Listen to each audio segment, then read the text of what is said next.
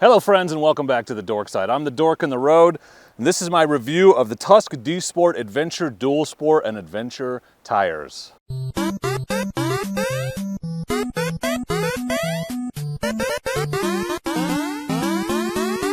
I'm the Dork in the road and I want to be your internet riding buddy, so please consider subscribing. These are they say 70-30, it feels more like an 80-20 off-road bias tire to me. Rocky Mountain ATV MC sells these directly. It's their Tusk brand. And because of that, they're one of the cheapest or maybe even the cheapest dual sport DOT rated tires on the market. Do you sacrifice quality for that low price, and what is the value like? That's what we're going to talk about in this review video. These tires are available in most dual sport rear tire sizes, and in the front you can get the 90-90-21, which is what is here, which works on most dual sport and adventure bikes with a 21-inch front wheel. I've run these tires on 5 bikes now. On the 450L here, I had them on my DRZ 400, they're on my daughter's XT225, and I have the front tires on my Norden 901 and my Yamaha Tenere 700.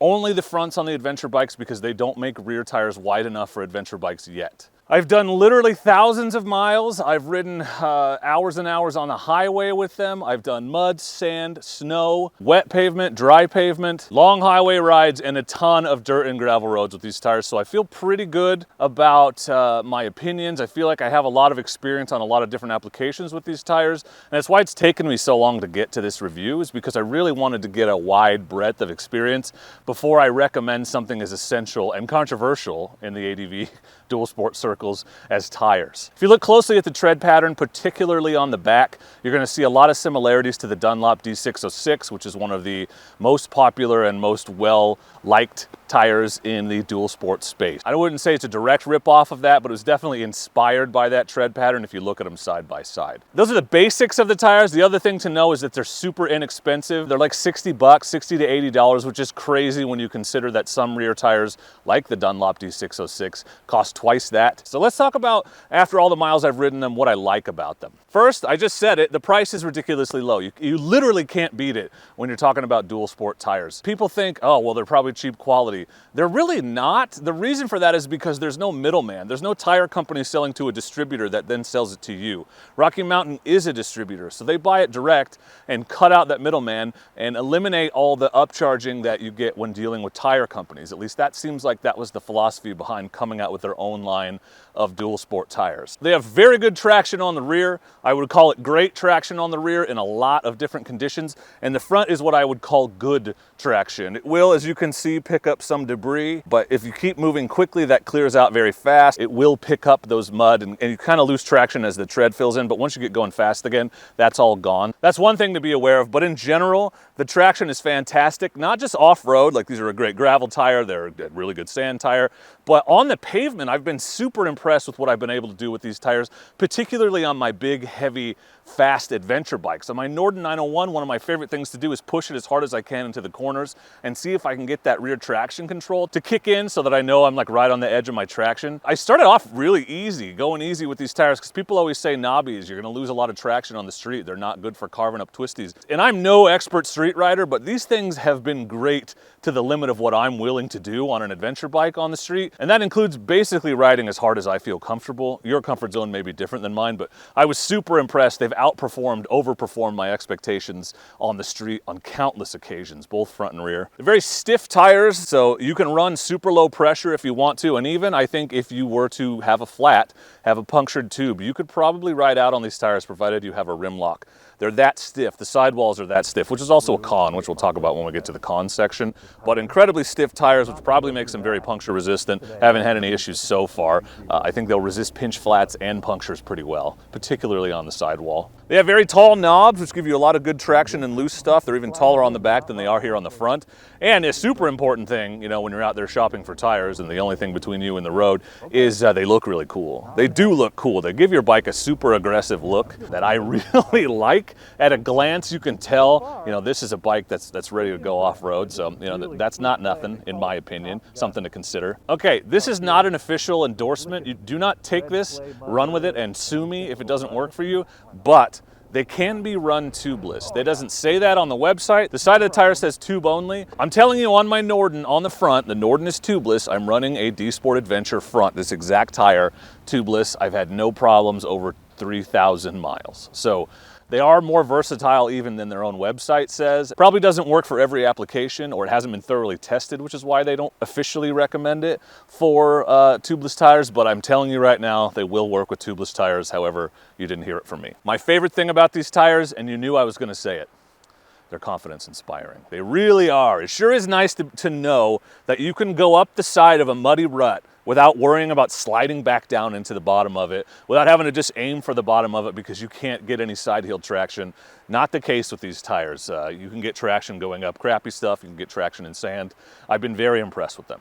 But they're not perfect. So some of the cons to these tires, a lot of this comes from my experience, but I also posted about a sale they had on these a couple days ago, and many of you chimed in with really great feedback. So I want to share some of the concerns people have about these tires. One, the primary biggest concern I've heard from people is that the wet pavement traction isn't fantastic, both braking and accelerating. They're supposedly a little slippery in corners when you're going fast. It's a hard compound, which is why they last so long. I forgot to mention that in the pros. They last a really long time. So that makes them a little less sticky on pavement, particularly when it's wet or when they're cold. So don't take these tires and start leaning into corners on wet pavement on the first day. Like most knobbies, you're gonna have to ride in a measured way when you're on wet pavement. Just be careful and pay attention until you get a feel for the tires, but there have been many concerns about the wet pavement performance. The front does have a tendency to push and loose stuff when you're cornering hard, particularly when you're not weighting the front as much as you should be. So I had a commenter say the front tire pushes like Sisyphus, and I was dying. So if you get that reference, if you taught Greek mythology like me, you know what I mean. But it does push a little in the front. It's a compromise you pay for a DOT tire, but just be aware that you will get a little pushing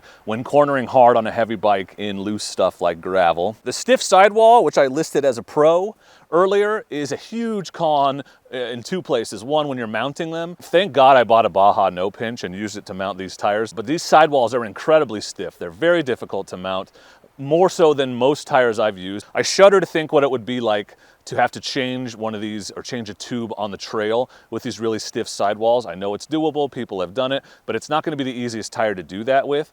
Hopefully the stiffness of the sidewall prevents that flat in the first place, but just be aware if you have to do a trail side tire change, it's a stiff sidewall, you're gonna struggle with it. Another con is that you can't look at them in person. The only place to get them is directly from Rocky Mountain. You can't look at them, you can't touch them, you can't go into the store and see them. I really like to see things before I buy them, and with these, you're just gonna have to buy them based on my review, recommendation, or somebody else's. Maybe you have a friend that has a set of these. It's not the same as being able to go into a store and actually look at and touch the tire. Another con is they don't make rear sizes big enough for adventure bikes. I wish they would.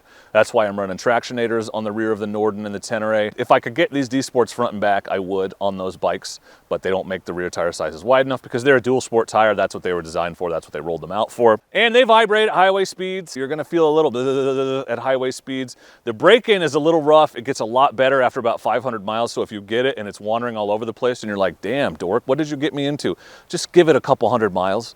But there is some vibration, but I will say it's no worse than the Trackmasters or the MT21 or the D606 that I've used. I don't even notice it because I always ride with knobbies, so to me, that's what a motorcycle is like, but there is some vibration on the highway with knobbies like this. So that's the good and the bad. What's the final conclusion? These are the best value in dual sport or adventure motorcycle tires, period. It's an insanely low price for a tire that lasts a really long time. I have thousands of miles on the front on my Norden, and it looks just like this. And this one has like, I don't know, 500 miles on it. The wear is almost imperceptible. The only person I've seen wear out a set of these is Tim. He has them on his 500 EXCF, and he rides that thing everywhere, like all the way up to Canada, over to Bend and back. He's always getting rides back from suckers like me, but he rides that thing all over the place, and he's finally getting to the point where those tires are wearing out. So they last a long time, even if you're riding on the highway, and that is the compromise, right? So dual sport bikes, we ride both places. And the thing that I love about these tires is when I buy expensive, soft, really grippy tires, I spend my whole time riding on the highway cringing at how much tire life I'm wasting riding it on the highway to get to where I'm going. With these tires, I do not care. They have good traction, they work well, they wear like iron, but more importantly, they're cheap. I don't give a crap if I wear them out. I spend less time worrying about tire wear and more time riding and thinking about riding, and that is one of the best things about these tires. All off-road tires have compromises. These are not perfect. No knobby is perfect. You got to make compromises. These have sacrifices that you have to make, but the overall value for these tires, for the price you pay, it is literally unbeatable in the world of adventure, dual sport, ADV riding. They're also cheap enough to take a chance on, because if you get them and they suck, you're only out $100. If you're at all interested, I just recommend giving them a try. They even go on sale sometimes. They were just on sale for $50. Pretty good deal for a tire. Now, admittedly, the elephant in the room, they send these to me for free now. I don't pay for these tires. Rocky Mountain sends them to me. But even if they didn't, these are the ones I'd buy, because I'm a cheap bastard who wants a good value, and these are that. And I don't have to run them on all my bikes. I keep asking for them because I like them. There's a reason why they're on 5 motorcycles. And it's because I just think they're a really great tire. Take my bias as you will, but this is the best value in dual sport tires. And if you're aware of the compromises, they're a very good tire that'll last you a very long time. I know a bunch of people, including Tim, who have run these, and I posted on Facebook and YouTube about the sale that they were running just yesterday. And there were so many positive comments, people saying, these are the tires I run all the time. These are my favorite tires. I've had a great time on these tires. A few concerns, like I said, but mostly just overwhelmingly positive. These are the only tires I run now type comments. So you don't have to take my word for it. Jump on that post and see the comments of your fellow riders who don't get them for free. That is my review of the Tusk D Sport Adventure tires. I honestly, and my friends at Rocky Mountain, if you're watching, just earmuffs for this. I thought they would suck. They're so cheap. I'm like, these are going to be crappy tires. They're either not going to last very long, or they're just going to be terrible traction. And neither of those things is true. I can't tell you how pleasantly surprised I was to find out that they're good tires. They shouldn't be. For this price, they just shouldn't be, but they are. They defy logic and expectations, and I'm happy to recommend them to you. So I'll put a link to those for you in the description so you can check them out yourself, or just pop over to Rocky Mountain site. If you've run these tires, I would love to hear your opinion and experience in the comments below. Please feel free to leave that. And if you got something out of the video, if you learned something, or got a new piece of information, please don't hesitate to hit the like button. You know, I want to be your internet riding buddy, and I'm better than your regular riding buddies because I'm available whenever you want, and I come with a mute button. And if you like that, maybe hit the like button. Thank you for watching. I appreciate you, and please do not forget to be excellent to each other. Thank you. Excellent!